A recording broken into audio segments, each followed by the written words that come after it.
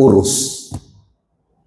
Pemimpin-pemimpin gereja yang hari ini bikin macam-macam sampai mengarah kepada kerusakan gereja Tuhan, pekerjaan Tuhan. Tuhan urus. Percaya atau tidak, Tuhan urus. Begitu. Ketika kita bikin orang lain susah, Tuhan akan urus kita. Nah, itu yang kita mau lihat ini, supaya kita menghindar tidak jadi tukang bikin susah orang. Amin. Kalau orang bikin susah kita, apa boleh buat? Tapi ada Tuhan yang memperhatikan dan membela kita. Nah, ada contoh yang tadi. Sekarang seruan orang Israel, pasal 3 kitab Keluaran. Sekarang seruan orang Israel telah sampai kepadaku, juga telah kulihat betapa kerasnya orang Mesir menindas mereka. Tuhan lihat orang Mesir yang keras menindas. Tuhan urus. Tuhan bilang, aku lihat betapa kerasnya orang Mesir menindas mereka. Ayat 24, Allah mendengar mereka mengerang, ini orang Israel mengerang, lalu ia mengingat kepada perjanjiannya dengan Abraham, Ishak, dan Yakub. Rupanya waktu kita ditindas, kita berseru, Tuhan ingat nenek moyang. Tuhan ingat perjanjian dengan Abraham, Ishak, dan Yakub. Abraham, Ishak, Yakub sudah lama mati. Di orang Israel yang ada di Mesir sudah generasi keberapa. Tapi Tuhan ingat janji Tuhan ke nenek moyang mereka. Jadilah orang tua, jadilah kakek nenek yang hidup benar, sehingga berlaku yang Tuhan bilang, Tuhan memberkati hidup anak cucu kita sampai generasi keberapa. Tuhan berkati karena kita hidup benar. Pastikan saudara dan saya hidup benar. Jangan sampai kita tinggal lihat penderitaan anak cucu dan kita hidup dalam keadaan sakit hati. Jangan hidup seenaknya hari ini kita orang tua, papa, mama, kakek, nenek. Tuhan, kalau kita hidup benar, maka pertolongan, pembelaan, perhatian, kepedulian Tuhan kepada anak cucu kita ke depan itu akan nyata. Amin. Pastikan itu. Hidup benar, berjuang hidup benar sampai hari ini. Itu akan punya efek, punya akibat ke anak cucu. Jangan main-main hari ini, kita pikir enggak apa-apa. Nanti kalau saya sudah mati kan enggak apa-apa. Tuhan urus juga sampai di sana. Begitu sudah di alam sana, Tuhan bilang, hei, coba lihat anak cucumu kayak gini. Ini gara-gara kamu. Sampai kita, gara-gara saya rupanya. Tuhan bilang, itu aku tuntut. Kita lihat nanti. Allah mendengar mereka mengerang, lalu ia mengingat kepada perjanjiannya dengan Abraham, Ishak, dan Yakub. Allah mendengar mereka mengerang, lalu ia mengingat kepada, mana kok diulang lagi. Ini dia, Mazmur 94 ayat 23. Ia akan membalas kepada mereka perbuatan jahat mereka, dan karena kejahatan mereka ia akan membinasakan mereka. Tuhan Allah kita akan membinasakan mereka. Orang yang bikin kacau, orang yang memperlakukan orang lain dengan tidak adil. Firman Tuhan bilang, Tuhan akan balas perbuatan jahat mereka. Baik pemimpin-pemimpin di bangsa ini, baik yang bisa ditangkap karena korupsi, ataupun yang tukang caci maki dan sebarkan fitnah tapi tidak bisa ditangkap, menghindar terus dan gemuk-gemuk saja sampai hari ini. Demikian juga pemimpin gereja yang kacau balau, bikin macam-macam. bikin pekerjaan Tuhan kacau balau, anggota gereja yang bikin kacau balau pekerjaan Tuhan, orang yang melayani cara kerjanya tidak bagus, Tuhan akan urus semua perbuatan sikap hidup kita dari hari ke hari. Ada balasan dari Tuhan. Kita harus ingat itu. Jangan sampai kita tenang-tenang hari ini. Berkali-kali saya kutip ayat itu. Karena balasan hukuman terhadap perbuatan jahat tidak segera terlaksana, tidak segera Tuhan laksanakan, maka hati orang cenderung berbuat jahat. Kita tenang-tenang, kita praktekkan terus hal yang tidak benar. Karena kita lihat hukuman tidak ada, tidak terjadi, sehat saja, keuangan masih oke, tidak apa-apa. Kita teruskan dengan cara hidup yang melanggar. Tuhan, firman Tuhan bilang Tuhan akan balas perbuatan jahat. Karena kejahatan mereka, ia akan membinasakan mereka. Tuhan tidak pernah lalai tepati janji. Amin. Jadi kalau kita sudah atau sedang menjadi orang yang mempersukar orang, membuat kerusakan keluarga orang, kerusakan pekerjaannya orang, kerusakan pekerjaan Tuhan, kita ada kesempatan tobat hari ini. Khususnya kami, hamba-hamba Tuhan, pendeta-pendeta yang terlibat dalam pelayanan pekerjaan Tuhan. Hidup tidak benar, pekerjaan Tuhan kacau balau, berpengaruh kepada daerah, kepada masyarakat, dan kepada bangsa. Tuhan akan tuntut. Mengerikan itu. Kita harus ingat hal ini. Roma 2 ayat 6. Ia akan membalas setiap orang menurut perbuatannya. Jadi Tuhan akan balas perbuatan kita. Perbuatan apapun, Tuhan balas. Jadi jangan seenaknya ngomong. Jangan seenaknya bertindak. Karena kita berhadapan dengan pembalasan Tuhan. Ayat yang ke-7 Roma pasal 2. Membalas setiap orang menurut perbuatannya, yaitu hidup kekal kepada mereka yang dengan tekun berbuat baik, mencari kemuliaan, kehormatan, dan ketidakbinasaan. Itu yang kita buat pagi hari ini. Amin. Kita datang untuk mencari, untuk berbuat baik, untuk tekun berbuat baik, mencari kemuliaan, kehormatan, dan ketidakbinasaan. Artinya kehidupan kekal. Artinya kita ingin mempertahankan selamat. Banyak kali kan begini. Rasanya kita sudah mau memaki, tapi kita ingat, memaki itu bertentangan dengan firman Tuhan. Itu akan menajiskan diri saya. Dan saya bisa kehilangan keselamatan.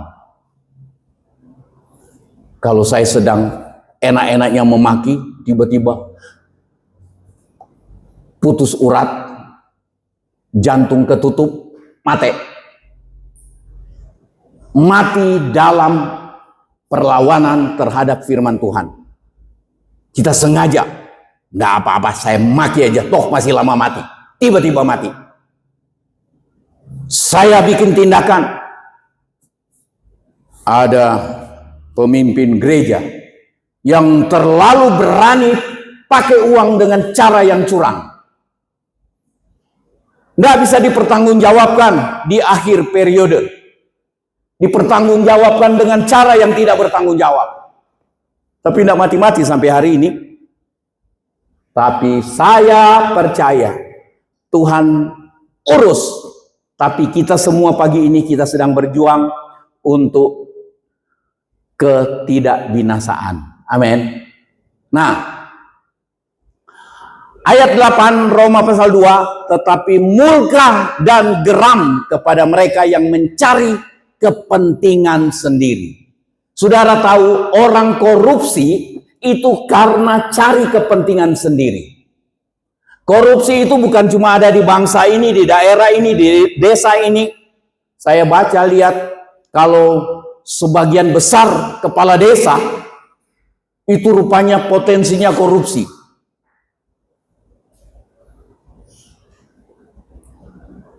Tapi bukan cuma di negara, di daerah, di kabupaten, di kecamatan, di desa, tapi di kalangan gereja pun sampai pimpinan gereja berani korupsi. Karena dia ikuti kepentingan diri sendiri. Cari kepentingan diri sendiri. Kepentingan diri sendiri membuat orang menghalalkan segala cara. Orang kepentingan diri sendiri untuk rebut jabatan, dia halalkan segala cara. Ngomong sembarangan pun dia halalkan. Dia sudah tahu itu bohong. Sudah tahu melanggar, masih dilakukan. Saudara, mengerikan ini. Nah, itu kepentingan diri sendiri. Kemudian ada murka dan geram Allah terhadap yang tidak taat kepada kebenaran. Kebenaran dilanggar. Ngeri. Kebenaran pun dilanggar. Melainkan taat kepada kelaliman. Kelaliman ini saya baca bicara mengenai ketidakadilan. Memperlakukan orang dengan tidak adil. Itu kelaliman. Memperlakukan orang dengan jahat, dengan tidak adil, dengan kekerasan. Itu kelaliman.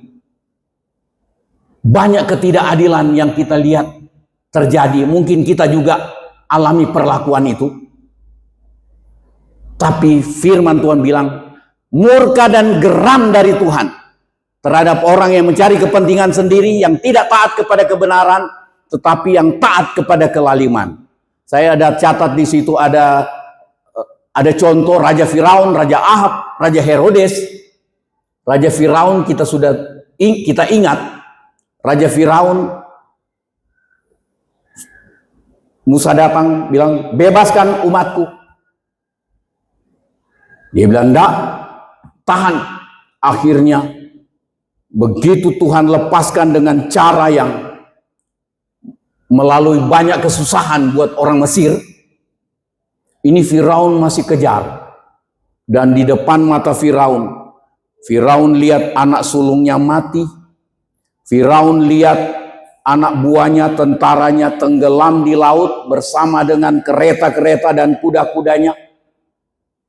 Kalau Tuhan lawan orang, itu sampai kandas-kandas, sampai habis-habisan. Jangan tunggu dilawan oleh Tuhan. Amin.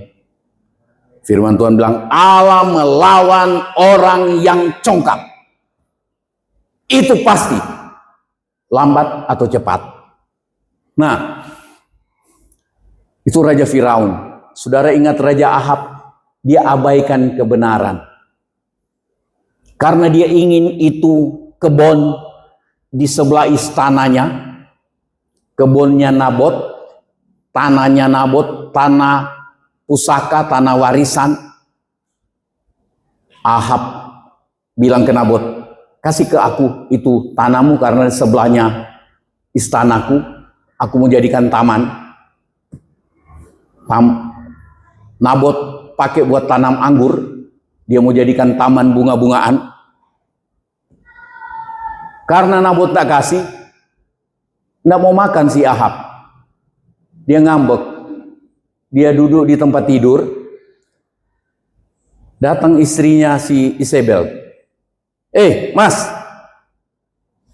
kok tak akan? Tidak mau makan. Ya, dia duduk di. Enggak. Kenapa? Itu Nabot enggak kasih. Aku mau beli. Dia punya kebun, dia enggak kasih. Isabel bilang, gampang mas. Mana cincinmu? Kalau dulu kan stempel, sekarang cap itu cincinnya raja. Dia bilang, mana cincinmu? Sini. Ya, ambil dia cap, edarkan surat. Nabot sudah menghina Allah. Semua orang kumpul, lempar Nabot, istri, anak-anaknya sampai mati. Itu idenya Isabel. Istri yang tidak bertobat, idenya ide-ide gila. Wah, langsung Nabot mati, semua mati. Sekarang Isabel bilang, Ahab ambil. Begitu Ahab datang ambil, Tuhan suruh Nabi Elia. Elia, pergi kasih tahu Nabot. Ahab lagi ada di kebun anggurnya Nabot. Datang Elia. Ahab, engkau tumpahkan darah Nabot, orang yang tidak bersalah. Maka di tempat ini juga darahmu akan ditumpahkan dan akan dijilat anjing.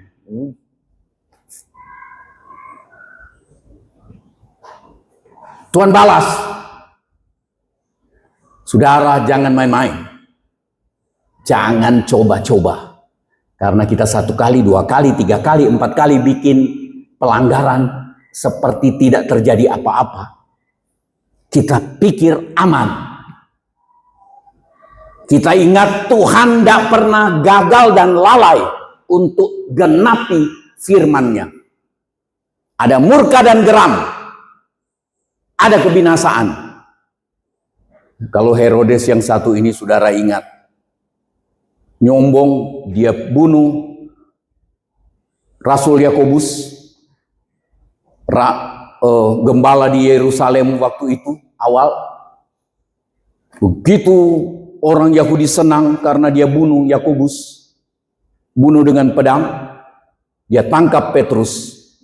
Dia ingin bunuh juga Petrus, tapi Tuhan lepaskan Petrus. Tapi satu waktu dia pakai baju kebesaran, kemudian dia berpidato. Banyak sekali orang yang penjilat-penjilat. Dia pidato, tidak tahu pidatonya bagus atau enggak, tapi penjilat itu termasuk di bangsa ini dan dalam gereja banyak penjilat. Orang khotbah tidak beres, woi, mari tepuk tangan buat Tuhan. Apanya yang ditepuk tangan? Dia bilang ini kemunafikan. Khotbah tidak jelas, pidato tidak jelas. Ini Herodes kayaknya dia berdiri, dia khotbah, dia pidato. Langsung penjilat-penjilatnya tepuk tangan. Ini bukan suara manusia. Ini suara Allah. Dan Herodes, bangga betul dia, suara Allah. Berapa lama malaikat disuruh Tuhan, sana tempelengin si tampar tuh Herodes. Pang, saya tidak tahu malaikat tampar bagaimana caranya. Tapi jangan coba untuk tunggu. Karena itu bisa terjadi. Begitu ditampar, kemudian firman Tuhan bilang, dia mati dimakan cacing sementara hidup. Saya tidak tahu, jangan bayangkan itu ya. Dimakan cacing sementara hidup. Dan dalam waktu yang singkat dia mati.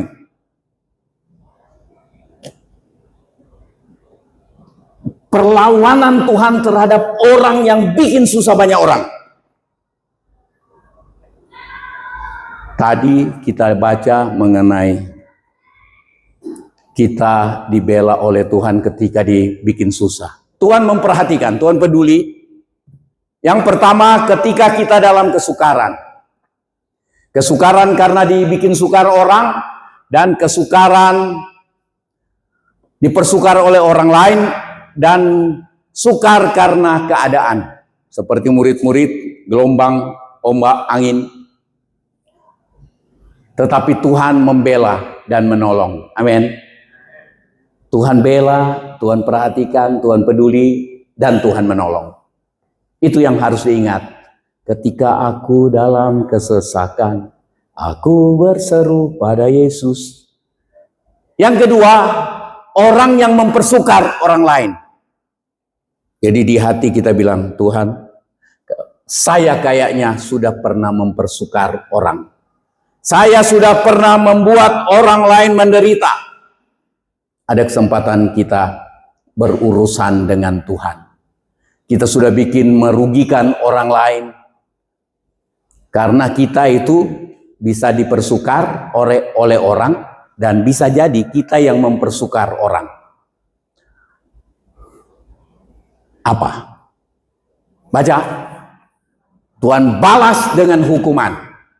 Dan berkali-kali saya katakan, Tuhan tidak pernah lalai, gagal menggenapi janji, menggenapi ketentuannya. Ini peringatan buat kita. Jadi pagi ini kita lihat peringatan dan penghiburan, atau penghiburan dan peringatan. Penghiburan karena Tuhan memperhatikan kita ketika kita dipersukar orang, ketika keadaan sukar terjadi, Tuhan perhatikan, Tuhan pedulikan kita, dan Tuhan mau menolong. Tuhan memelihara. Tetapi kalau kita jadi orang yang mempersukar orang lain, orang sekitar kita mempersukar orang lain, kita lihat Tuhan genapi janjinya. Dia balas dan ada penghukuman. Galatia 6 ayat 7, baca sama-sama 1, 2, 3. Jangan sesat atau jangan tertipu. Allah tidak membiarkan dirinya dipermainkan. Apa yang ditabur orang, itu juga yang akan dituainya. Jangan mau menabur hal-hal yang salah. Taburlah hal-hal yang baik, maka kita akan tuai. Anak cucu kita juga tuai hal-hal yang baik. Itu rancangan Tuhan buat saudara dan saya. Penghiburan buat kita. Allah peduli, Allah memperhatikan, Dia memelihara kita.